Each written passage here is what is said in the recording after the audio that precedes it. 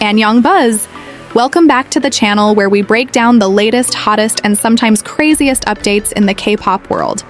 And today, we're talking about one of the fiercest girl groups in the game. Yes, you guessed it. aespa is coming back this June. Let's get into it. So SM Entertainment just confirmed to Dispatch that aespa is officially preparing for a comeback in June. And honestly, it's about time. Their last mini album, Whiplash, dropped 8 months ago. And even though it gave us bangers like Supernova and Armageddon, the wait for something new has felt extra long, right? Now, before we even get into predictions and theories, let's just appreciate the era that aespa is currently in. Whiplash wasn't just another comeback. It was their 5th mini-album, and it solidified them as a million-seller group for 5 releases in a row. Like, come on, 5 in a row. That's not just lucky or hyped, that's consistency, and that's power. And let's not forget, Supernova basically lived on Melon's top 100 like it paid rent there. It became one of those songs that even non-fans started humming randomly. You know, a track is iconic when it crosses over like that. It had that futuristic aespa vibe, but with a touch more polish. And that's something I think we're going to see more of in this June comeback. But what really caught my attention in this news is the phrase that popped up in the Korean media, the dizzying taste of iron, what's next? Now, I don't know about you, but when I hear taste of iron, my first thought is blood, battle, maybe even a darker aespa concept. Are we getting something intense, gritty, or is this just a metaphor that's flying over my head? Drop your interpretations in the comments, because I need to know what you guys think they're hinting at. Is aespa going full dystopian sci-fi this time? Or is this SM just teasing us with cryptic phrases again? You know they love to keep us guessing.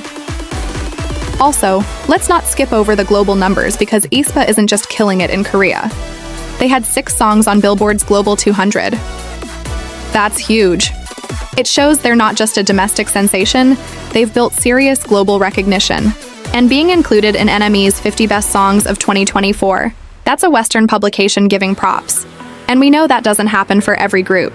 And can we talk awards? They're not just stacking trophies, they're taking home grand. Prizes from the biggest award shows, Melon Music Awards, Korea Grand Music Awards, Mama. This isn't just girl group popularity. This is domination. But here's something I want to hear from you. With aespa's sound constantly evolving, from hyper-futuristic Kwangya lore to more experimental tracks like Illusion and the hyper-aggressive style of Savage, where do you think they're headed next? Personally, I'm hoping for something that blends their edgy electronic sound with more raw emotion.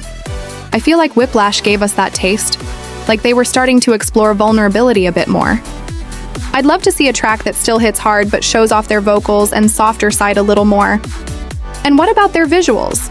We've seen them do cyberpunk, high fashion, Y2K glam. Do you think we're about to enter a new aespa era visually too? Maybe something minimalist and eerie? Or something explosive and colorful, like a Space Girl warrior concept? Let me know what you think their concept will be, and what you want it to be. Because let's be real, aespa's fandom has some of the most creative minds when it comes to theorizing. Alright, I've got so much more to say, but let's pause here and pick it up in the next several minutes where we'll dive deeper into the SYNK Parallel Line World Tour, aespa's stage growth, and how this comeback could impact SM's 2025 lineup overall. Keep listening. So let's talk about aespa's recent world tour, SYNK Parallel Line. They wrapped it up not too long ago, and if you've seen any clips, whether you were lucky enough to go in person or just caught fan cams like the rest of us, you probably noticed one huge thing.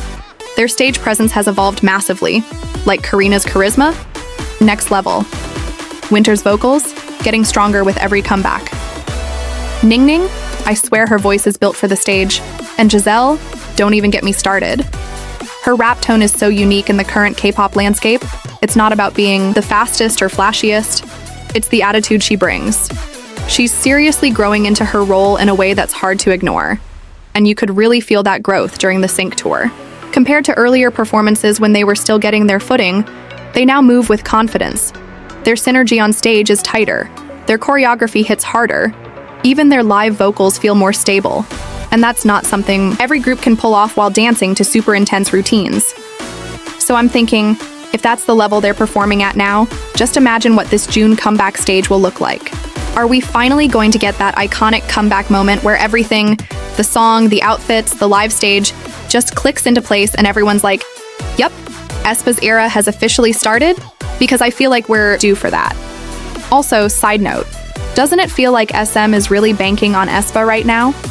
They've had their share of chaos over the last year, some groups leaving, contract drama, uncertain direction, but aespa has been one of their most stable and successful acts.